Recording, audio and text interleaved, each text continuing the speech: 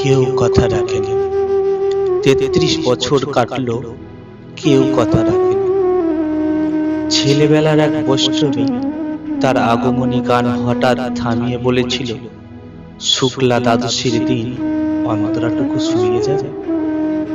তারপর কত চন্দ্রভূপ অমাবস্যা এসে চলে গেল, কিন্তু সেই বৈষ্ণবী আর এলো না। ২৫ বছর প্রতীক্ষায় আছে। মামা বাড়ির মাঝি নাদের আলী বলেছিল, বড় হও দাদা ঠাকুর, তোমাকে আমি ৩ প্রহরের বিল দেখাতে নিয়ে যাব। সেখানে পদ্ম ফুলের মাথায় সাপ আর ভ্রমর খেলা করে। নাদের আলী, আমি আর কত বড় হব? আমার মাথায় ঘরের ছাদ পুড়ে আকাশ স্পর্শ করলে তারপর তুমি আমায় ৩ প্রহরের বিল দেখাতে নিয়ে যাবে? একটা রয়্যাল গুলি কিনতে পারিনি কখন।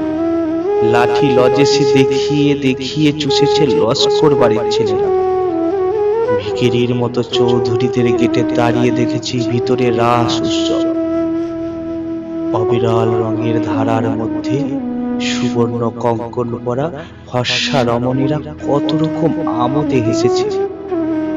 আমার দিকে তারা ফিরিয়েও চাইবে। বাবা এখন অন্ধ, আমাদের দেখা হয়নি কিছুই।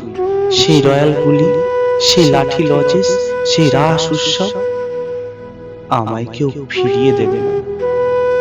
বুকের মধ্যে সুগন্ধি রুমাল দেখে বরুণা বলেছিল, যেদিন আমায় সত্যিকারের ভালোবাসবে সেদিন আমার বুকেও এরকম আতরের গন্ধ হবে।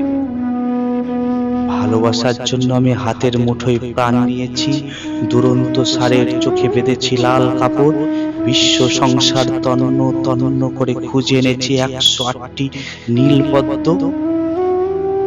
তবু কথা রাখেনি বড়রা। এখন তার বুকে শুধুই মাংসের গন্ধ। এখন সে যে কোনো নারী, কেউ কথা রাখেনি।